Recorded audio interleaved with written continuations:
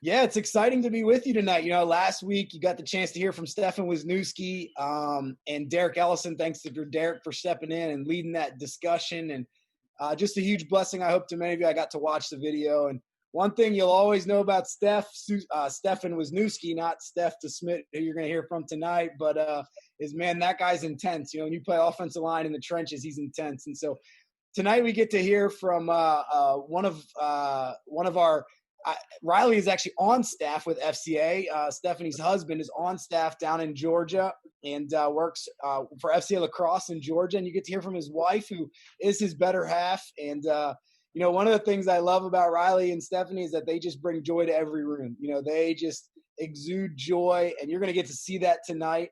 But they actually are through and through FCA. You guys probably saw, if you watched Stephanie's video, the X, that she was – you know, I think you gave your life to Christ at camp. Is that right?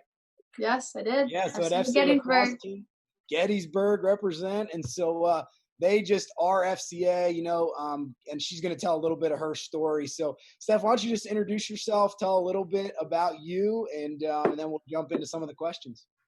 Sure. So even more fun fact about Riley and I, we actually met through FCA. So not only are we both loving FCA, I found my spouse through FCA, which was really exciting and super fun. But that's just a fun fact that we like to tell everybody. Hi guys, I'm Stephanie DeSmit. I am originally from Maryland. I'll get to tell you guys a little bit more about it. But so I grew up in a military family. We stayed the longest in Maryland, which is why I claim Maryland. But I lived in 8 different states. Moved about like 15 times. So we never lived in the same place more than 2 to 3 years. So it was a lot of traveling.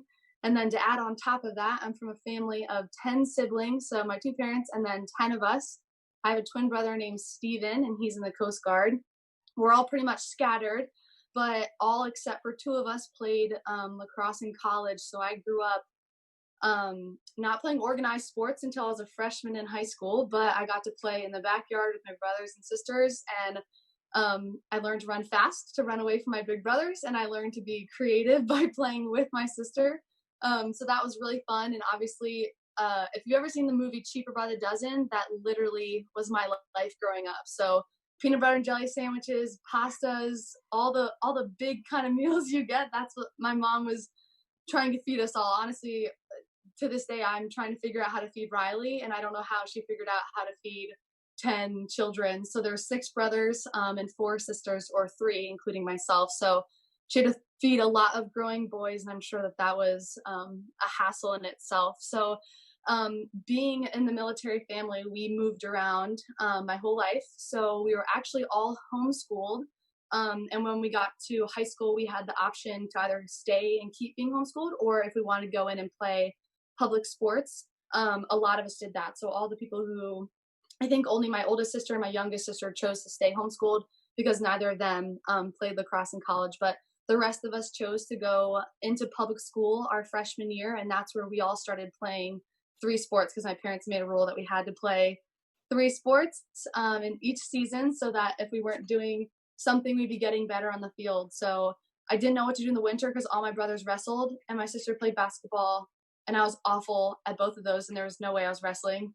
So my dad said, well, you get to run track. So that's how I learned how to run fast. And I'm actually very thankful for it, but I hated every minute of track practice because it was literally just working out.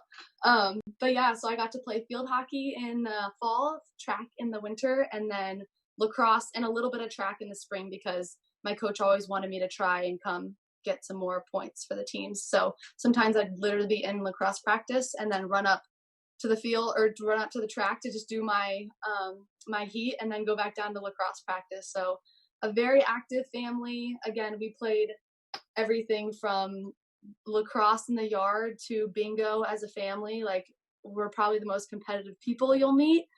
Even when it comes to silly little games, I take them very seriously, and I think I hate losing more than I like winning at some points when it comes to being competitive with the family. But that's a little bit of background, kind of a lot of background about my life growing up, and it was pretty hectic and chaotic, but I wouldn't change it for the world.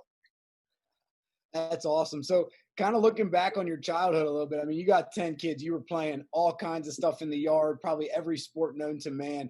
What were Hmm. those things you played in the yard where you were just dreaming of something? What was your dream? And then obviously, competing in the backyard. What were those moments you lived out as a kid, those legendary moments?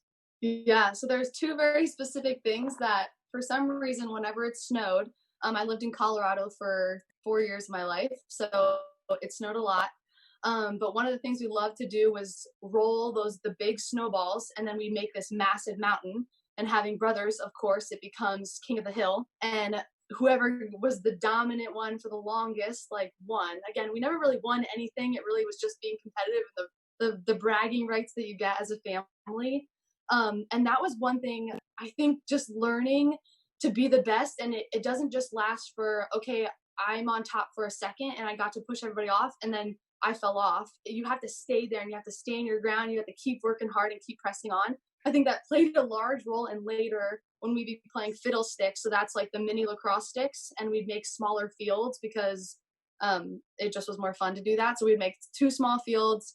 We'd be playing tournament style, and we'd make like 3v3 teams. So we'd all be, our brothers would pick who they wanted. So You had a whole neighborhood right in your house. Yeah, we would grab some neighborhood kids, but so that was really fun. But again, I think from the snow hill is where I learned you can't just be good for a second or even a moment. You have to continue to be persistent in that. So again, it's so fun to see professional lacrosse becoming a bigger thing, because I think every kid in any sport you play, you dream one day about, like, this would be really cool if I was a professional player in this sport.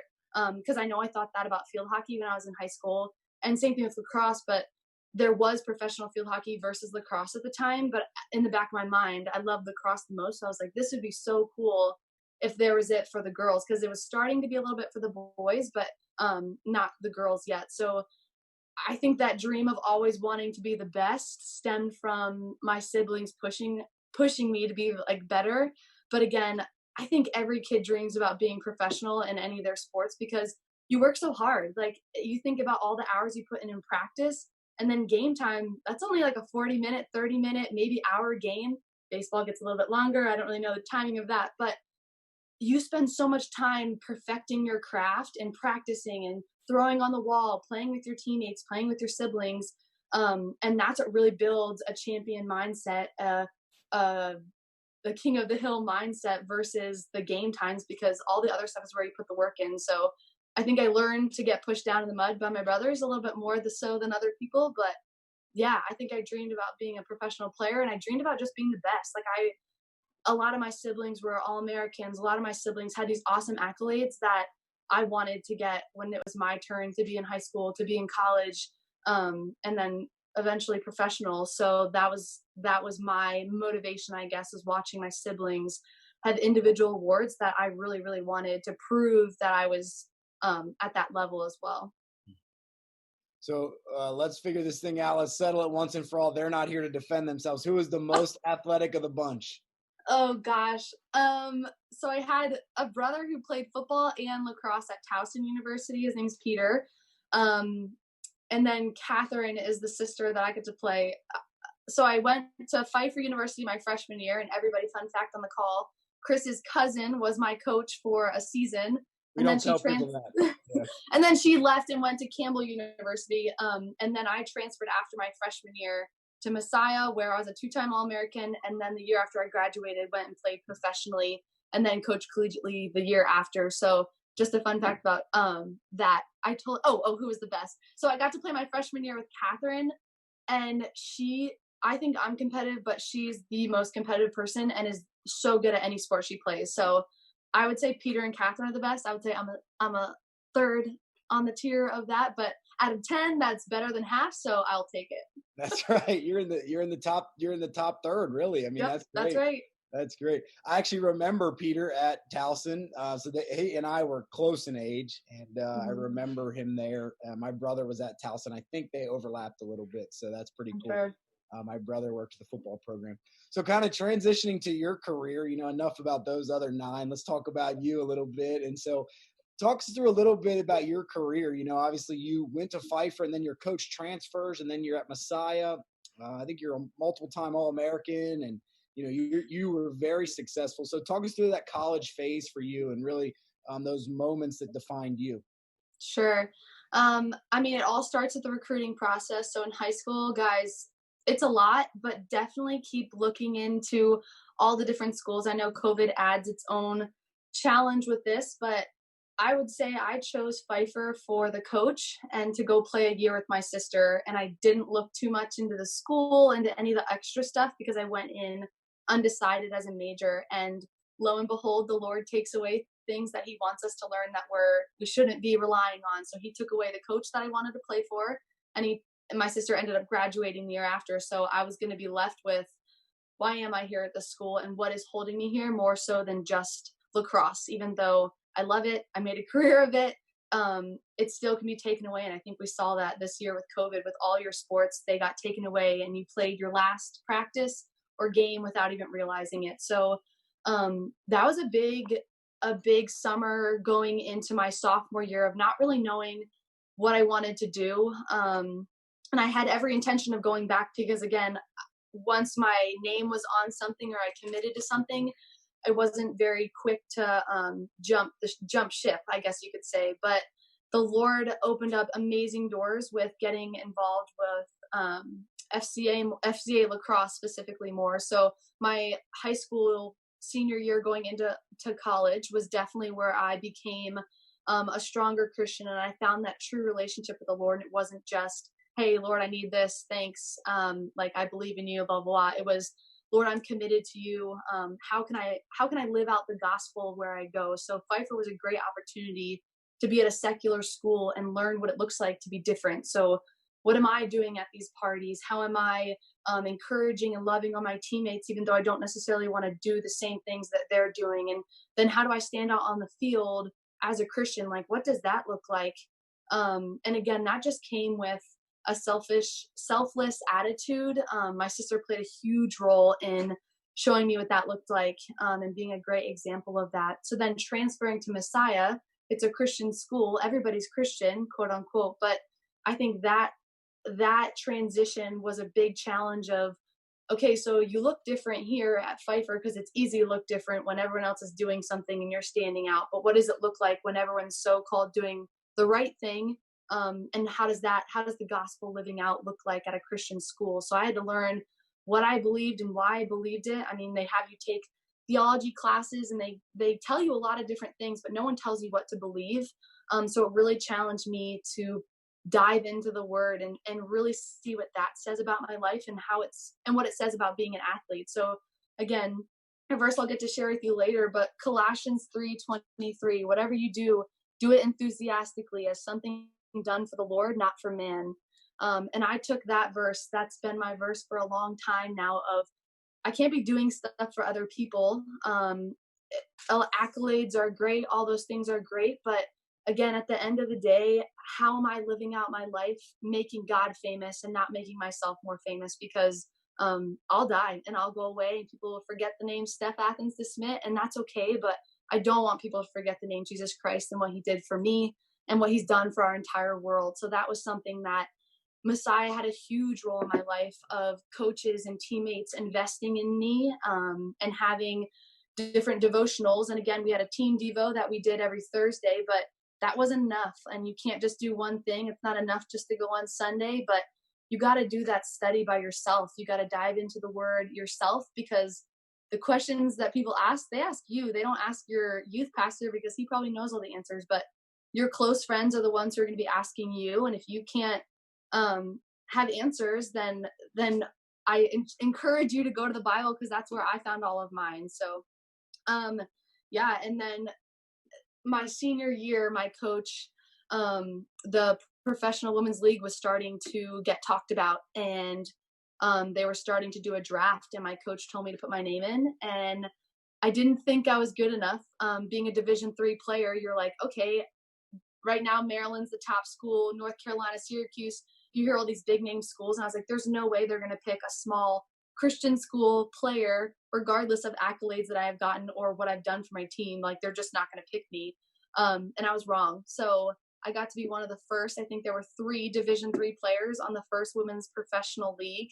and I got to be one of those players, and that was the most incredible experience of just getting to see and play with and against players that I used to watch film of to try to emulate in my own play, like, style of play. So yeah, it was a dream come true, but again, that didn't come without blood, sweat, and tears, and the hours and hours of practice, but also the consistency of going to the word and fueling up from the Lord and not just from my practices, because if that went practice to practice, it got pretty disappointing when some practices were great.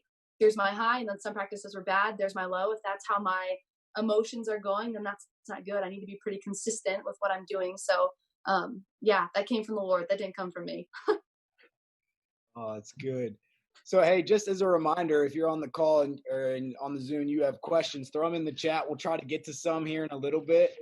But Steph, talk a little bit about that. Talk a little bit about, as a player, those moments of struggle. And you talked about doing everything enthusiastically for the Lord. What does that mean for you as a follower of Christ first and foremost, and then as a Christian life? I know I can think of teammates who are legends in my mind, and they might not have played as much, or they did play as much or whatever, but you just hit on something that's so big, that how we love our teammates is really what's going to last forever. You just For meant sure. people not because of their athletic excellence, but because they cared for you enough to call you out. And that's a great word for any high school athlete that's going through it, whether it's a tough time or a good time. How you act as a teammate is what will be remembered long after the goals you score or whatever. We haven't talked about it yet, but what's the most goals you scored in a game? Actually, super funny. That championship game, the one where I was injured playing attack. Maybe it's just because I wasn't so tired from running midfield, but I scored 8 goals in that game, and that was a record for that season and for me personally. All right. See, It was fun. Yeah, that is fun. Catch and shoot. Yep. They would have let me do that in basketball. I don't know why they wouldn't, but Oh gosh, me shooting a basketball. You wouldn't know I was an athlete if you watched me try to play basketball. It's pretty sad. Good. Yeah. So, hey, talk a little bit about your pro career. So, obviously, you got a chance to be one of the first women ever to play pro lacrosse. And obviously, the sport has come a long way, and we continue to see it grow. We're getting ready to watch the PLL, take off here coming up. But talk a little bit about your career and a little bit about what that meant, and then maybe some of your experiences. Sure. So I was put on the Baltimore Ride. I'm wearing my shirt to show everybody. And we were based out of Baltimore, so they had different teams based out of different cities. So it was New York, Baltimore. Gosh, now I'm like totally starting to forget. I think there was a Southern one. There was a Long Island one and a New Jersey one or something like that. But so we ended up playing. Because it was still new on the girls' side, we ended up playing in a lot of tournaments, so that there would already be a big crowd, and then people would come and watch our games. But yeah, I was definitely the only Christian on my team. Mine was a little interesting. So I only went to 1 week of the preseason kind of stuff. And I will say that, again, as awesome it was to be a Division III player, I didn't have those relationships with the D1 players who played each other or who played with each other and all that stuff. So I definitely was forgotten sometimes. But again, that's when it wasn't about me. So I didn't really care that much. But that at one point was kind of annoying. But at the same time, I was still on the field doing the same thing they were doing. So sometimes people's paths to get there are just a little bit different. But yeah, it was awesome. We didn't make it to the championship. I think we lost in the semifinals for our year. And then being able to say I got paid to play a sport is probably the coolest experience. The second year was a little bit more challenging because of traveling. So I ended up only playing a few games the second year. And then unfortunately the UWLX kind of went down, and the new women's league is up, which is awesome. Because again, any professional league for lacrosse is super exciting to see. But I got to build some really cool relationships with a few of the Hopkins lacrosse players that were on my team. We kind of carpooled a lot together and got to talk. And obviously it's fun to get to say I went to Messiah, because people obviously get to ask, like, is that a Christian school? Like, what is that and where is that? So I did get to share a lot about my faith just by talking about the school I went to, which who knew that would ever be the case. So I got to share some things. I didn't build too crazy close relationships with people because the lacrosse culture, which is why we have FCA lacrosse. We're trying to change. It's a big party thing. I mean, I guess that's with all sports, but there's just a different. I mean, then as an athlete, you know, through those really hard times, you know, how did you really lean into that? Mm-hmm. So first, I would say I know a lot of people, like, it's just our common nature, but I'm selfish. And when it came to succeeding on the field, I wanted to be the best, just like the king of the hill. I think those can be positive and negative in some ways. And struggles that come, man, injuries, those are the worst. I tore my hamstring my junior year going into our conference championship. So I had to change positions. I was a midfielder and I had to be an attacker, like literally stand on the crease just so I could shoot. But then being used in different ways. So there were leading up to that game, I got to play in the game luckily, but the few games beforehand, I didn't get to play in because my coach wanted to save my leg, hopefully. And it was hard to not help, but also it was hard to see my team succeeding without me because, whoa, they need me.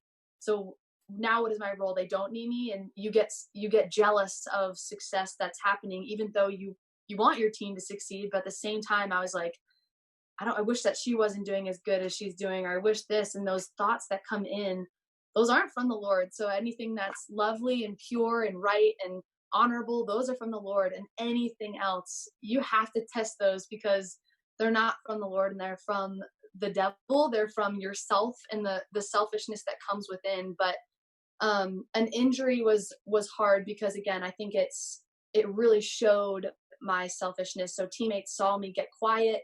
Teammates saw me kind of when someone did something successful that I didn't necessarily want to. But luckily, I had teammates call me out on it and tell me that those thoughts aren't from the Lord, and I can't be having those if I want our teams to succeed. And how does that help? So being a leader on the team, you have to learn to use your voice in a different way when you're not on the field. And you still have to learn that you're valuable. When you get injured, you don't just stand there and now you're just an extra player. Everybody is so important. And if I wasn't cheering on teammates and they were like on the field, I mean, I don't know if boys do this, so someone will have to tell me if this is a boy thing or just a girl thing, but I was stopping somebody else from being successful because they were focusing on me and they're saying like, oh, Steph doesn't want me to succeed. I probably shouldn't do this, or I'm going to prove her wrong. It just, there isn't that team unity when one person's kind of being a little rotten apple. So, and I definitely did that at points. And I had great accountability in my life from some teammates and even my coach who would call me out on that stuff. And I think as Christians, we hear the word accountability a lot. And I think we think it means like, oh, I can go tell my friend to stop being annoying because it's okay. I'm just holding her accountable, or I'm holding this person accountable because I don't want them to do something. But no, accountability is hard. And usually when you're called to hold someone accountable, it's someone that you love and someone who's doing something that you don't agree with. And that conversation's hard.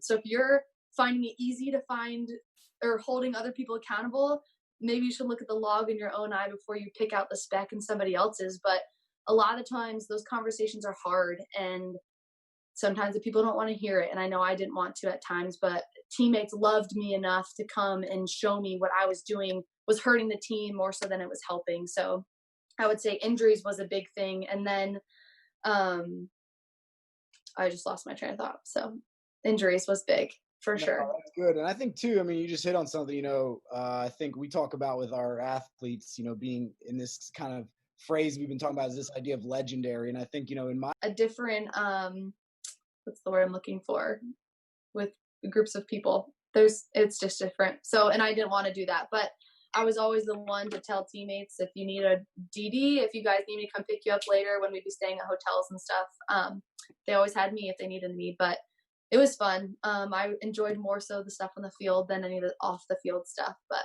it was a great experience and I'm excited and glad I got to tell people I did it. Yeah, that's really cool. So what was it like, just quickly before we kind of close it up with some final thoughts, what was it like being the only Christian on your team? So obviously coming from Messiah into that environment can be a challenge. Yeah, I'm sure people just thought I was extra happy sometimes. I mean, no one ever really ridiculed me. I think once I said it or got to talk a little about it, it was just kind of, oh, okay. But I did have one or two girls just ask a few more deeper questions, or like, oh, like, where do you go to church? And I was surprised to get those kind of questions, but those are usually things that I ask other people because that's pretty simple. It's a simple question to ask someone, like, oh, like, where do you go to church? Where do you go? Yeah, so it's hard, but again, I don't think I got a lot of pushback for being it. I think people were just okay with me being who I was and being extra happy, and I'm sure they were like, what is wrong with this girl? But I don't care. All right, one question we got in the chat was, do you have a most influential quote from your athletic career, or something that just really stuck out to you? Yes, and it's from my dad. It's Christian inspirational, but again, it got me through a lot of selfishness when I was playing.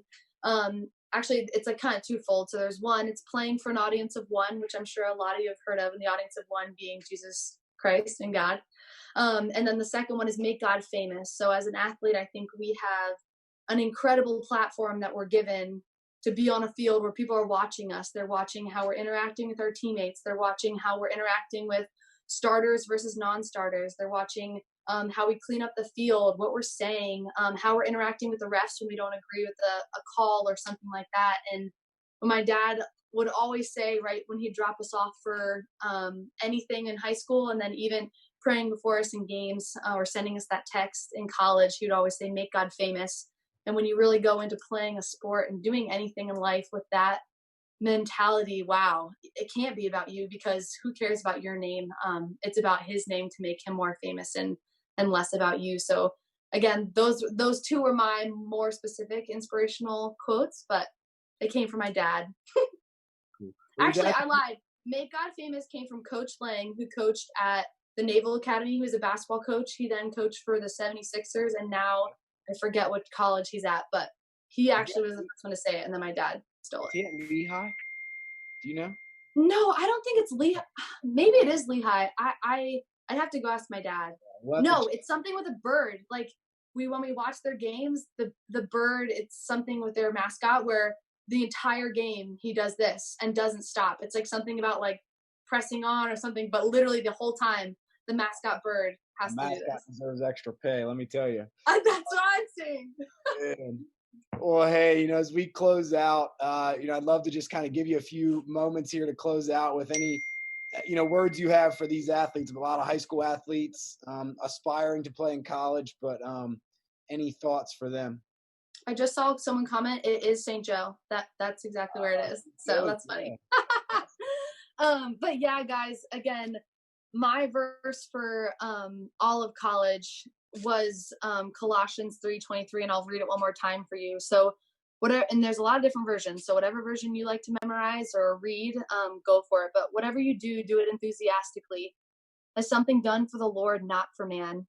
And I've gotten an opportunity to talk to a lot of people via Zoom with a lot of different states, which has been fun during COVID. But I will say the conversations that I've gotten to have been incredible. And you just think about it. So I don't know how many of you are lacrosse players or how many of you get to play other sports, which is awesome. But thinking about COVID, when it all first happened, I think it was really easy for people to be like, oh, this is just happening to me and woe is me and this stinks. But if you think about it, anywhere from the professional leagues to the Olympians down to the little like babies learning how to play things, like this happened to everybody. Everybody in the blink of an eye got their sport. And if it's anything like it was for me, like it's an idol. It's something that I put above so many things. And it got taken away. And I truly believe that even in the time of it continuing, the Lord's just rewiring our minds to what's normal and to what we should be focusing on. So my excitement, and I keep talking to players about, is what are you going to do when it comes back? So how are you going to be different on the field? How are you going to be different in the classroom? Because again, your sports can be taken away, and guess what? We still had school, didn't we? So you still have to go to school, but what does that look like, and how can you be different? How can you be different in Zoom calls? I talk a lot about this for girls specifically, but how can we dress modestly? How can we be posting these pictures on Visco, on TikTok, on Instagram, where we're not attracting boys in wrong ways, and vice versa, guys? Like, let's not take pictures with our shirts off. That's not cool. Like, how are we portraying ourselves, and what are the words that are coming out of our mouth, and how can we be making God famous on and off the field? So whatever we do, let it be for the Lord and not for man, not for what somebody else thinks, not for the accolades. I think if I went back to something that I learned with the Hill, it was awesome. And being a two-time All-American and a professional player is a dream. And that's something that's so awesome. But if I could take away all those individual awards and win a national championship with my team, I would give it up in a second to go do that, because for me, that just means so much more than, oh, Stephanie did this. Great. Again, I hope people forget my name, and I hope that from that they remember something. But again, it's just not about us, it's about him. And I know this year is going to look a little different. It's already started different. But don't just keep thinking. And again, I don't want you to think, okay, well, when it gets back to normal, that's what she's talking about, that's when I change. No, we change now, and we start making God famous now in our words, our thoughts, and our actions, in all the different areas. Wear your mask, do what we're supposed to be doing, just so we can all get back to, and it's never going to go back to normal, guys. Like, sorry to throw that one at you, but God is just reframing a new normal. So what does your new normal look like making God famous? Yeah, that's good. That's good. Well, that's a winner. So Steph and Riley are probably one of the most athletic couples we got in this.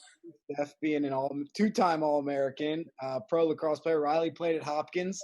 So if you're a lacrosse fan, that's pretty good lacrosse there at Hopkins. And so, but they are just awesome. And again, they actually serve on FCA staff now. Riley is the director of lacrosse down in Georgia and just does some awesome things. And so, hey, Steph, thanks so much for being with us tonight. Thanks for sharing a little bit of your story. I know it was a blessing to many. I know it'll continue to be. So I really appreciate it.